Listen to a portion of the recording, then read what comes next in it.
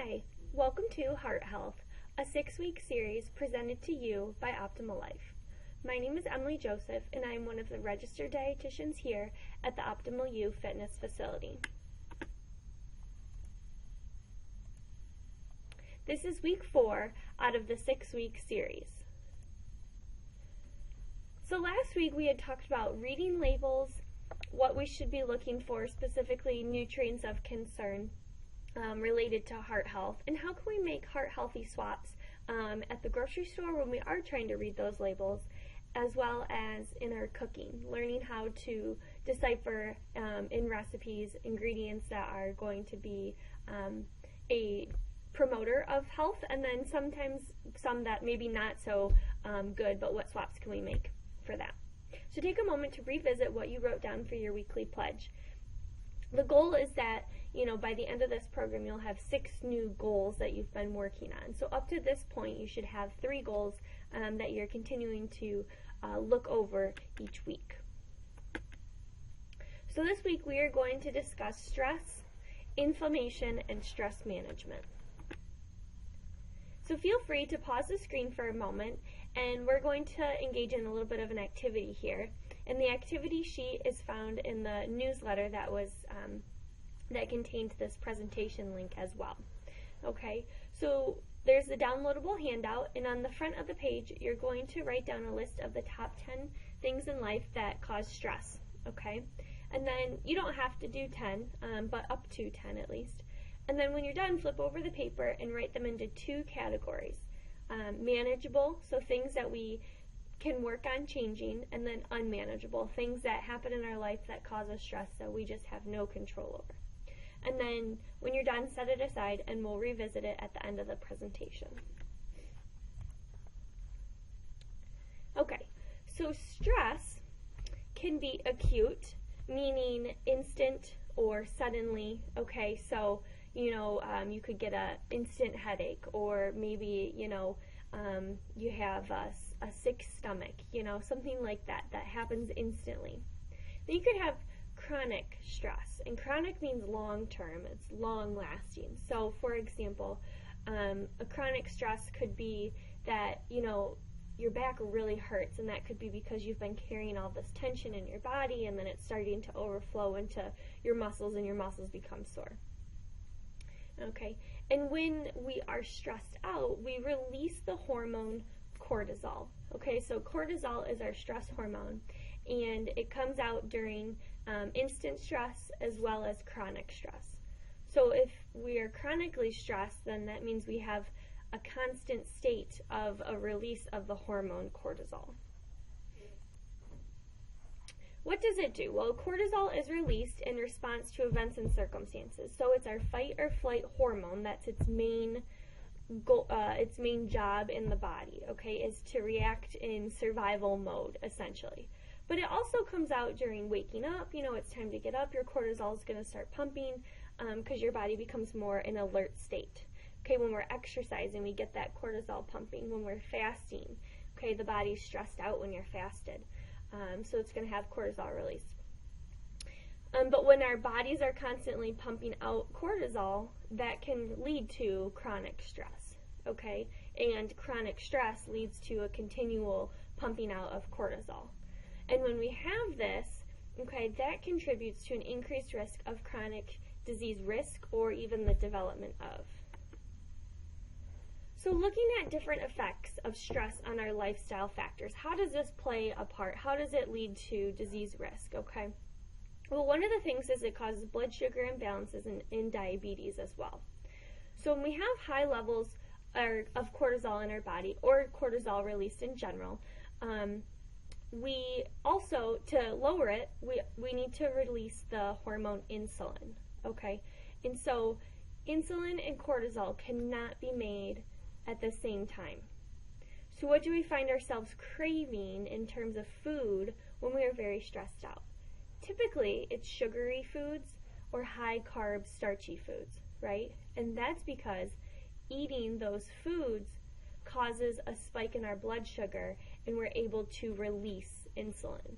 So we can't do it on our own, we have to have something else, okay? So that's what leads to the blood sugar imbalance if we're eating these nutrient, high calorie, low nutrient foods, you know, they're going to cause spikes in our blood sugar, which is going to, you know, it's going to lead to a blood sugar imbalance. And it can also lead to diabetes, because if we're constantly having this insulin, you know, that's trying to be pumped out because of our high cortisol levels, it leads to insulin resistance, leading to diabetes. Also, because of the high intake of, you know, sugary foods, that can lead to diabetes down the road as well, right? Because they're high sugar, we're having that insulin constantly being pumped out, there's no nutrients there for us.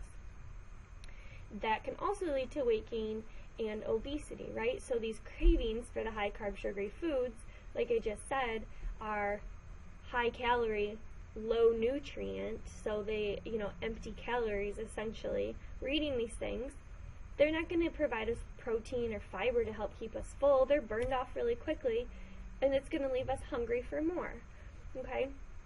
And that can lead to weight gain, and then it contributes to obesity, right? And so, and also when we have these, this intake of, you know, high calorie foods, it gets stored directly to fat, okay? And they're finding that fat is actually plays a role as being a hormone as well. And so the fat actually relocates during this cortisol and insulin seesaw is what we call. It relocates itself to underneath the abdomen, and it sticks to the lining of our organs, okay? And that can have a huge impact in controlling our hunger. And so this fat can release, you know, signals saying it's hungry, it needs to be fed, right? And then that can play a role with the cortisol and the insulin, and so one thing ends up leading to another. And it also can have an effect on the immune system. So cortisol lowers inflammation in the body. However, at the same time, it also lowers or reduces the effectiveness of the immune system.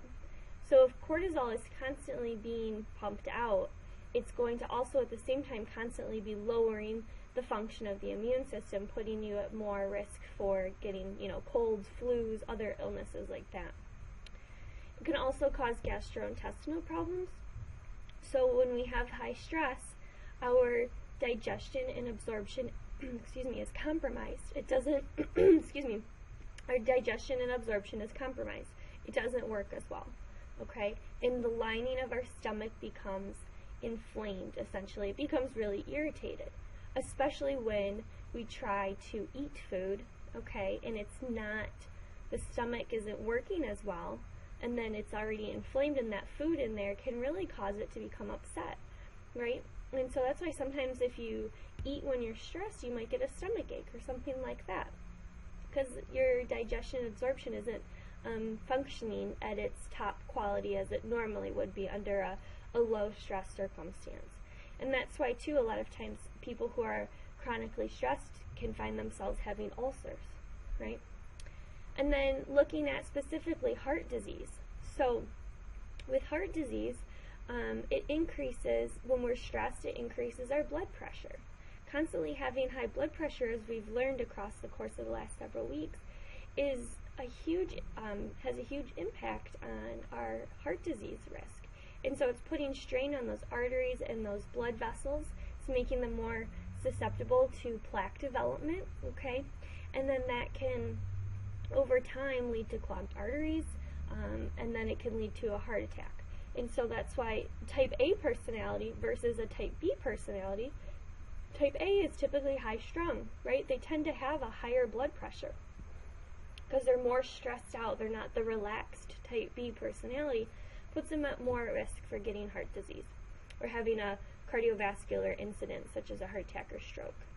And then it can also cause fertility issues, you know, you're always tired, thyroid issues, and then just other conditions as well that can result from long-term stress. And then there's inflammation, right? So stress and inflammation go hand in hand together. Inflammation is how the body responds to various factors. Okay, so it can be acute or chronic, much like stress. So acute, when we think of inflammation, we think of quick.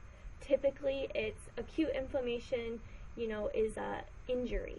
So you cut your hand, You have, cells in your body are trying to rush to that site to block it, to clot the blood, or prevent, infection from occurring. So that's going to be acute inflammation as an injury. You break your bone, etc.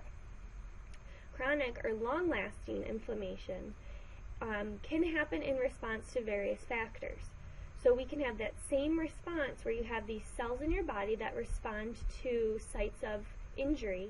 Those same cells can respond to different factors not related to injury, such as environmental toxins, so smoking, for example, right? So that's going to have an impact on those immune system cells. A viral infection, so if you have that flu for a week or two and then you have a cold, that's a chronic, it's a longer lasting inflammation, right? So you went from, typically it's a few days before, you're not feeling that great, and then you get the flu. That can last for a week or longer sometimes, and then typically it ends with a cold, right? So sometimes it can last for several weeks. Long-lasting chronic inflammation. Poor nutrition. So we've talked about how saturated and trans fat increase our cholesterol levels and increase our risk for disease. That's a form of inflammation. If you are continually eating foods that increase this response to the immune system cells, putting them on alert that there's a foreign matter in the body, that's going to cause chronic inflammation. Same thing with stress. So stress is not something that's normal. It's a foreign thing to have for a prolonged period of time, and that can lead to inflammation as well. So inflammation is a risk factor for chronic illness, okay, including heart disease, diabetes, and cancer. And so inflammation increases cortisol, and prolonged stress increases inflammation. So we have stress, which releases cortisol. If we're stressed out for a long period of time, that cortisol is continually pumping, okay? That increases the inflammatory response in the body. And then the inflammatory response is something that's not normal for your body to be experiencing for a long time. Therefore, it increases the cortisol, which keeps, that stress hormone high. So this is just a vicious cycle. It's hard to get out of, but you can. There's help. How does it specifically affect our heart health, though? Specifically, it affects it in terms of atherosclerosis. So we had visited this diagram in the first week of class, okay? And so cigarette smoking, hypertension, and diets rich in trans fat contribute to inflammation. So cigarette smoking being the environmental toxin, hypertension being that stress, the high blood pressure constantly, and then diets rich in trans fat would be poor nutrition. And so looking at this diagram, you can see that normal artery is able to freely have blood flow through, and then we have that narrowing of an artery, and it could be because of cigarette smoking. It could be because of the high blood pressure, which is making plaque easily, a little bit more easy to stick to the sides of the artery. Or it could be that the trans fat, is clogging it too. Okay? And so the inflammation leads to this plaque development, and then the plaque development leads to the damage of the artery walls, and then that increases your risk for aneurysm, right? So that hole essentially becomes so plugged that it can, blood flow can't go through there anymore, and it can burst, or it lead to a stroke or heart attack. Okay, so effective stress management is the key to helping control these consistently high cortisol levels, these consistently high stress hormones, right? So if we can naturally lower our inflammation in our body and minimize stress, we can lower that cortisol level, right? Because that inflammation leads to increase in cortisol. So if we could lower inflammation, we can lower cortisol, the stress hormone. And then we lower our chronic stress, right? And then when we lower our chronic stress, we lower our risk for chronic disease. And then we increase our overall wellness. Okay, so doing specific things that I'll touch on the next slide can help increase our wellness. So stress is multifactorial, and there are things that we cannot change, right? But there are some things that we can work on changing, and there's evidence-based examples that show these are the most helpful in managing our stress. So increasing the duration of sleep or getting better quality of sleep is especially important. So making sure that you're cutting off caffeine, around 3 o'clock in the afternoon, shutting off technology about an hour before bedtime so that way your mind isn't stimulated. Making sure you're sticking to a normal routine as much as possible every night before bed.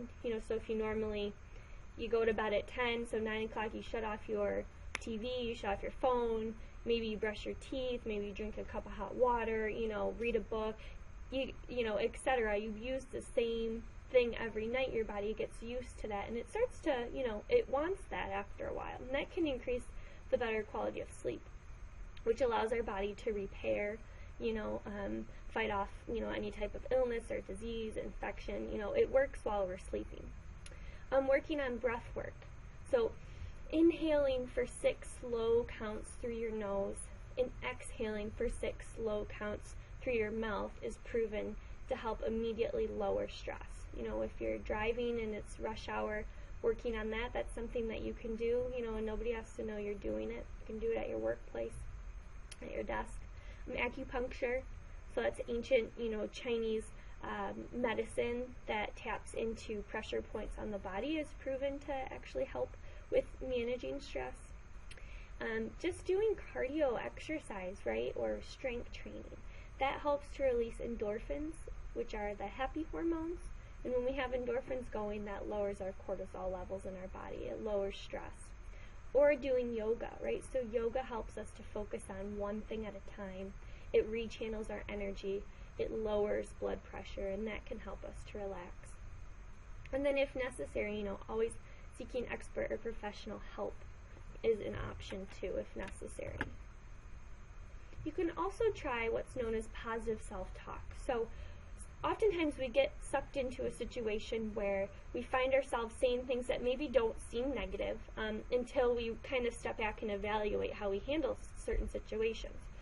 So retraining our mind to respond in a more positive manner can help to lower stress levels. For example, an example of a negative comment would be, I can't do this. Whereas a positive comment would be, I'll do the best that I can. Or, oh, I hate it when this happens. And then on the flip side, telling yourself, you know what, I know how to deal with this. I've done it before, okay?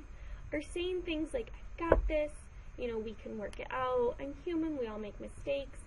Even just telling yourself, I'm proud of you, because we should all be proud of ourselves for who we are, but telling yourself, I'm proud of you. You know what? Today I'm going to make it a great day. I'm going to make it a great day. We're going to do the best that we can. And after a while, if you train yourself, you don't have to say it out loud. You can just say it to yourself. But if you continue to say those things multiple times a day, maybe when you're brushing your teeth, you're driving to work, from work, and then brushing your teeth at night 4 times a day, when you find yourself faced with a situation where it becomes stressful or overwhelming, your body will have been trained to respond in the more positive manner. So that's the thought behind that. And then, sometimes there's things that we just need to do instantly because our stress levels are high. What does that look like? An emergency stress stopper. So if you can, count to 10 before you speak. Doesn't necessarily have to be a full 10, but it could just be the point of pausing to collect your thoughts and acting, not reacting to a response. If possible, walking away from a situation and handling it later. If possible, that's definitely something you would need to assess the situation first to see if that is doable. If you're driving, driving in the slower lane to remain calm is a really good way to help lower that stress level. And then, setting your watch 5 to 10 minutes ahead can help with avoiding being late. And then how can we manage our workplace stress, right? So if we get stressed at work, unfortunately it tends to overflow into other parts of our lives and vice versa. Personal life stress can overflow into work life stress, and this cycle continues. So if possible, showing up 30 minutes early is a great way to help lower stress. During that 30 minutes, getting emails, done, maybe it's, stretching before your work shift or going for a walk or just sitting there, maybe it's 15 minutes early and you just want to sit in your car and listen to the radio and just mentally prepare. That helps to lower the stress level. Maintaining a daily planner whether that is for work or for your personal life, but jotting those, tasks and assignments down helps to keep everything in a concise place, keeps your mind on the right track, and it keeps, keeps things in order. And then making sure you're present at work, right? So it's very hard to do, but just focusing on one thing at a time and focusing on work when you're at work, focusing on home life when you're at home, right? So those things can help. And avoiding procrastination, right? So if we're maintaining a planner, that can help to, meet deadlines more appropriately or more timely manner. Sometimes life happens and, you have something that's thrown on your desk, at the last minute that you couldn't, plan to do ahead because it just happened and it's due, whenever the next day or something. But working on avoiding procrastination for those tasks that you do know you have control over completing ahead of time. And that's where getting to work 30 minutes early can help with that. And then the re-energized activity that we did the first week of the program here. So what are some things from that list that you wrote down that maybe you could do at work to help release stress within a few minutes? And then finally, there's the anti-inflammatory diet. So stress and inflammation, ways to lower them can be the physical, aspect, the mental aspect, and then the nutrition part of it too. Okay, so certain foods actually increase the inflammation level in our body and cause stress. We had talked about the red meat, the trans fat, how those have cholesterol, and saturated and trans fat fried foods that causes havoc on our body. So there's actually a diet that there's several books written on it, and each one varies slightly as to the recommendations. Some might go more in detail, but the general concepts are outlined in the next two slides. And it focuses not just on nutrition, but it focuses on exercise, good quality of sleep, and then working on, yoga and practicing some of the stress management techniques that I just listed off. So the nutrition part of it talks about minimizing trans and saturated fat. It also talks about eliminating a reduction in caffeine. Okay, so caffeine, when we're stressed, and then we drink that's a stimulant, it's going to increase your stress levels. So yeah, you may be more focused at the task, but inside you have higher cortisol running about your body. Alcohol in moderation or eliminating it altogether, right? So it's a foreign substance. It can definitely contribute to inflammation, especially when drank in excess, right? So over the 2 glasses for men a day and 1 glass, for women a day. Definitely when it's over drinking more than that on occasion, that causes inflammation, and over time that can cause fatty liver disease, which would be a big form of inflammation in the body. Increasing the consumption of whole plant foods. So plants contain antioxidants, phytonutrients, vitamins and minerals, all these things that are quote-unquote cancer protective properties. They have so many really great benefits to them, and all of their benefits are to help, lower inflammation in the body and do good things for our heart. Especially we talked about the fiber, how that cleans out your arteries, it lowers cholesterol levels. So that's getting rid of inflammation in the body right there. So those look like eating whole grains, so the oats and brown rice, whole wheat pasta, quinoa, barley, bran, all of those different things. Eating lots of different vegetables and fruits. So specifically in vegetables, dark leafy greens are known for their high anti-inflammatory properties. So spinach, kale, broccoli, Brussels sprouts. Those are good sources of anti-inflammatory nutrients, as well as fruit. So berries, specifically blueberries, strawberries, blackberries, raspberries, those have high antioxidant content. Okay, all fruit and vegetables do, but those some anti-inflammatory diets focus a little bit more on those two specific categories. And then nuts, so making sure you're getting those omega-3s, those walnuts and almonds, seeds, and then beans, obviously the legumes, so chickpeas, kidney beans, black beans, etc. Then making sure you're getting an adequate intake of omega-3 fatty acids, so fresh caught salmon or albacore tuna, and it has to be fresh salmon, and that's because salmon in the wild eat algae, And the algae is a plant that grows in the water, and it is a huge source of omega-3s, okay? And so the salmon eat the algae. Therefore, their protein has a high content of omega-3s in it. When you purchase farm-raised salmon, most of the time that salmon is given a corn or grain-based feed. So it's not getting the nutrients that we need. It's not getting the nutrients, first of all, that salmon needs to grow and thrive. It's just basically a piece of protein meat. So the reason behind eating salmon is for not only the lean source of protein, but the omega-3 content. So look for fresh caught. Walnuts are a great source of omega-3s, and ground flaxseed as well. And then increasing the consumption of herbs and spices. So cinnamon, turmeric.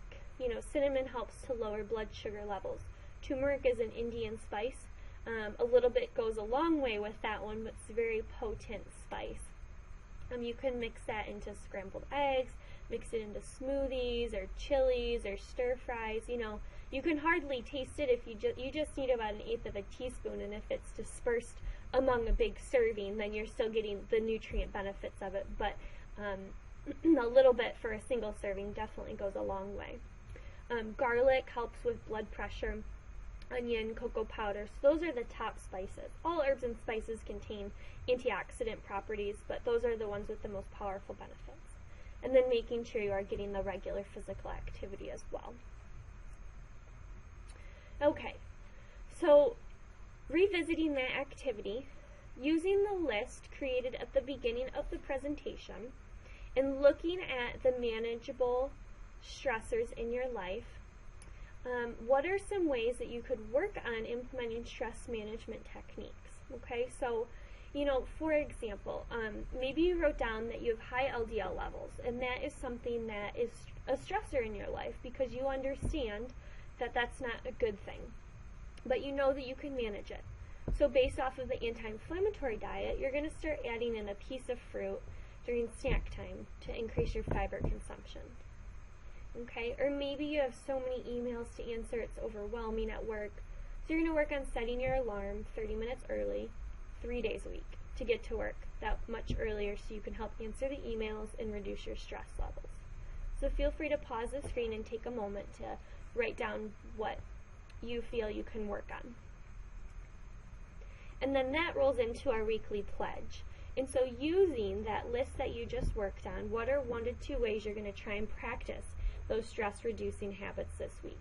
Maybe you are going to make a point to add in that piece of fruit. Maybe that's going to be 2 days a week, and maybe the arriving 30 minutes early is going to be 3 days a week. Okay, and then continuing to build on the weekly pledges from the weeks past. So next week, we'll talk about physical activity. Thank you so much, and have a great day. This concludes the Heart Health presentation week 4.